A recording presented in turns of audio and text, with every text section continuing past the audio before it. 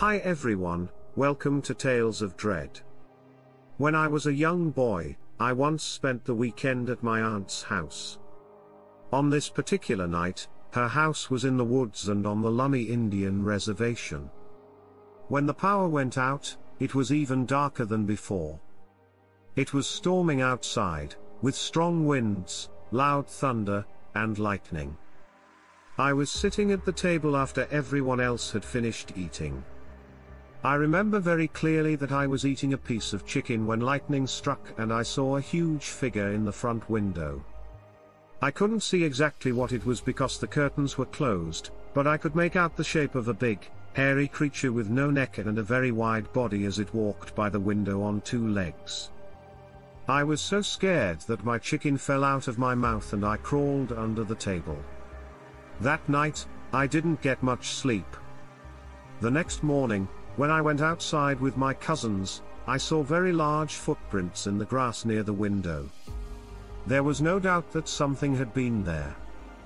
Go to Attack 1977 submitted by K.I.D.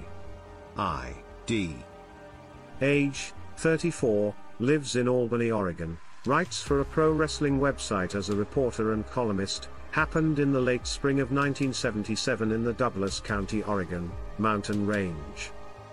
My dad bought 35 acres of woods on top of a small mountain range near Comiss Valley, Oregon, and started building a log cabin there. One night around 2 a.m., the sound of breaking glass woke him up. He got his gun and went to the front porch. He didn't understand. He had to go up against trained German shepherds, but it was very quiet outside. He went back into the house and got a flashlight. Even though the porch light was on, you couldn't see the animals. He saw broken glass on the ground as he walked by the car. He turned on the flashlight and looked back at the car to see that the back window had been broken. When he looked into the car, he saw animal eyes in the mirror. He opened the back door and was so shocked that he fell to the floor and hid as far as he could under the seat, where his dogs were trained to attack. They must have been so scared by something that they broke the window to get inside the car. When he told them to leave, they cried and whined. After being told over and over again, my father finally reached in and pulled both 100-pound dogs out by hand. About 10 feet from the car, they were shaking and looked very scared. My dad saw that one of his goats was lying down. He had 2 goats that were about 35 pounds each. They were each tied to the ground with a 12-foot chain. My dad knew the goat was dead when he touched it. He followed the other chain to the other end, but all he found was the head of the other goat. His upper body was gone. A lot of blood was all around. The goat died on a short path that was about 100 feet long. At this point, my dad was pretty scared, so he took both dogs and went back inside. I'm not sure what happened during the night, but when I woke up early in the morning, there were 3 hunters there with their hunting dogs, ready to search. I couldn't go, but I found out what happened.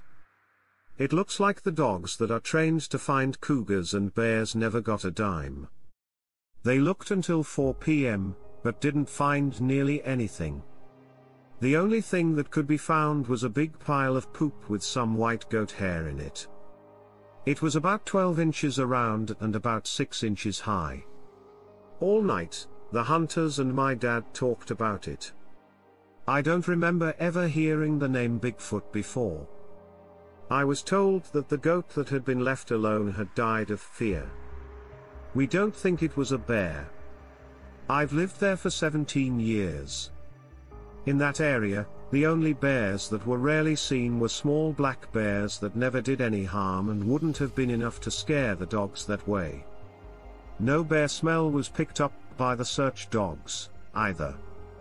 From what I've heard and read about Bigfoot, I know that this almost seems too bold and violent for him, but we never could figure out what else could have happened. Seller Sasquatch, 1977, by Donna Heading, age 58, from Boardman, Oregon, forklift, Heavy material, equipment, and photography sales, Seller, Washington, summer 1977, Yakima County. Between Seller and Yakima, there is a space, which is kind of like a saddle between two mountains. And there is a hill about 2 miles high on the west side of this gap. A place where I used to rent horses to ride for $5 an hour in the 1960s. In an old, closed mine that goes down into a hillside, there are railroad tracks that are no longer used. I don't know how long the mine has been there, but it's still there. Things change, roads and highways change, but the hillside and the old mine stayed the same. It was 11 o'clock. On a sunny day in the summer. My husband and I were going to Yakima, so we got on Highway 12 and headed south. About 2 long blocks of the long road go through the gap. At this point, I turned to my right and saw a Bigfoot standing on a hilltop about 500 yards away. He or she stood still, had dark brown skin, and was covered with hair. I think its height might be about 6 feet. Bigfoot's child. He had his arms by his sides. I could see where his arms ended and his body began. He stood very still so as not to be seen, but I could see him very well. I got very happy and started making a lot of noise. My husband also looked up and saw him. As traffic was busy, he had to pay attention to the road and keep going. If there had been a place to pull over, we would have stopped to take a closer look. I watched it with great interest until I could no longer see it.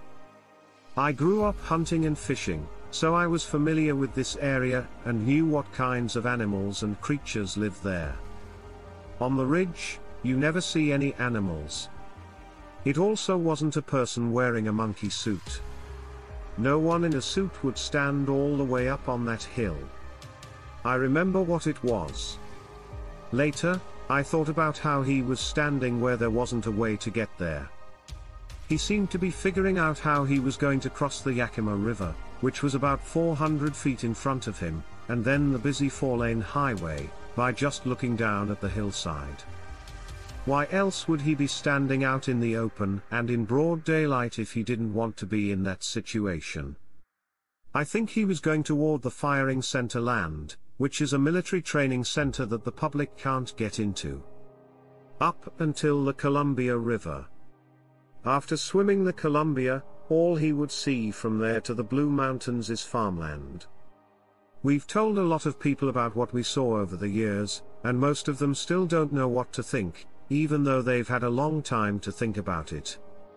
I know now that we did the right thing when we didn't stop, didn't tell anyone about him, and just let him be. His sight is creepy. That day, I saw something very interesting. I think of it as a gift. It was a real experience. I will never forget Blue Eyes. 1979, which was sent in by D.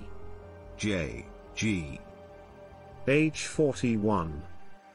Technical writer from Vancouver, Washington. Met in August 1979 along the Lewis River in Sulaymaniyah County, Washington. I want to tell you about something that happened to me when I was a young boy and my mother was dating Ed, who would become my stepfather. It was a nice summer day. Mom, Ed, my little brother, and I went on a picnic along the Lewis River in Sulaymaniyah County. It used to pan for gold, so it knew where to go to find it. At least, it was a picnic for the two lovers. We didn't see any other people or cars the whole time we were there. When I looked around, I saw an old set of railroad tracks that were definitely not being used anymore. We asked if we could go exploring with my little brother. Were forced to do it because the adults had other plans. We followed the train tracks for a while until we found a long, abandoned train tunnel. We walked into the old, cool, dark, and damp tunnel, which had moss on the walls and a slight curve. We walked for a while, and then all of a sudden the hair on the back of my neck stood up. I started to get the creepy feeling that an animal was watching us and smelling us. As we kept going, we got far enough past the bend in the tunnel to see the light at the other end. The end was far away enough that the opening looked about the size of a dinner plate. I could see something standing in the middle of the opening, but I wasn't sure if it was a big branch hanging down or something else. As we got closer, to about 600 feet, I could see that it wasn't something hanging down because there was a gap over its head. I could now see that it was a straight-up animal of some kind. When I first saw it, I thought it was a bear. I knew they stood on their back legs and almost looked like people. We kept walking toward it, partly because we were afraid that if we turned to run, the animal might chase us, and partly because two kids, ages 9 and 12, were too brave to be afraid. The more we got close to it, the more obvious it was that it wasn't a bear. The length of the arms was the first thing that made me suspicious. They just stuck out from the sides of the creature like two long poles. Then it moved, just a little bit, and I could see that it was almost as tall as the train tunnel. I looked behind us. I couldn't see how the other door could open. We had gone far enough around the bend in the tunnel that we could no longer see any light behind us. I wasn't sure what that meant. That the animal wasn't able to see us. How clear his sight was. Then, the creature spread its arms so that they reached in a diagonal direction. It was blocking the exit of the tunnel, as if it didn't want us to go through. As my little brother and I stood there in shock, I grabbed his hand. We all breathed at the same time. We moved on purpose toward the creature until we were only 100 feet away from it. I was shocked and terrified to see this beast standing there. Its size was almost unimaginable. This was more than a beast. It was big, really big. The Bigfoot who started it all. It looked like it took up the whole tunnel, and its long brown hair was sticking out in every direction from its muscular body. Its hair was bristly, as if every muscle on its body had been flexed, and the energy from its body could be heard crackling through its hair. It had a neck and a head that was much bigger than the pictures I've seen. It had huge calves, and I'm sure it could have run faster than a horse. I had never seen anything like it in a zoo. It was bigger than I had heard. Bigfoot is meant to get. He must have been Bigfoot's giant, the Andre. Then something happened all of a sudden. My brother and I both stopped moving when the creature took a few steps back from the entrance of the tunnel, and stood out in the sunlight. We moved closer until we were only 20 feet away from him. I could now see that his eyes were a light, bright blue, and that they had a smart look to them. In the sunlight, his golden brown hair glistened like satin. He wasn't scared, and he wanted both of us to see him in the sun. He was the most beautiful thing I'd ever seen. I could also tell he was very old. He seemed very old or wise, and his eyes didn't look dumbfounded like an ape's might, which is what I kept thinking he was. He smelled like cow feed corn, fresh, moist soil, and the glue they give you in first grade to stick your art projects together. At first, it wasn't very nice, but then it seemed kind of warm. It made me feel like I wanted to love a big, fluffy dog that was wet or damp. But there was also something new about it. He made it clear that he liked us and enjoyed showing us who he was, almost like a wise old grandpa showing you something he knows will shock, surprise, and please you, and that will change you for the better. He seemed like he wanted to take us in his arms and hold us for a while, just squeeze us and show us how much he liked our kind. It was as if he had spent his whole life loving and being curious about humans, and now he was surrounded by two small humans that he loved. We felt like we were in his world for a long time and learned a lot from him. It felt like we had known him for a long time. I felt wiser, more loving, and less antsy than I should have for my age. At one point, he had tears in his eyes. I knew then that it was time to leave. Emotionally, he had reached a point where he kind of woke up and remembered that he was he and we were we, and that we couldn't be friends. At that point, I could imagine that Bigfoot was really standing near the campfires of the Indians, just like the old stories said. I thought that they had gotten that close, but still kept a safe distance between them and people. They could never be too close. My nose hurt, and even though I tried to fight it, both sides of my mouth pulled down as if I were crying. I knew I would never see him again, so I held my brother's hand tightly and we walked backwards toward the other end of the tunnel without taking our eyes off of him. We walked backwards through the tunnel all the way to the bend, and we never slipped on the railroad ties. Because our adrenaline is so high, we don't need to see. When we got back to the picnic, they were already putting things away. We were leaving when red ants came to join us for lunch. My brother and I got into the back of the little red Mazda pickup and let the wind blow over us for the next 50 miles home. We never talked about this at all. Thanks for listening. I think you might also be interested in this video. I hope to hear from you.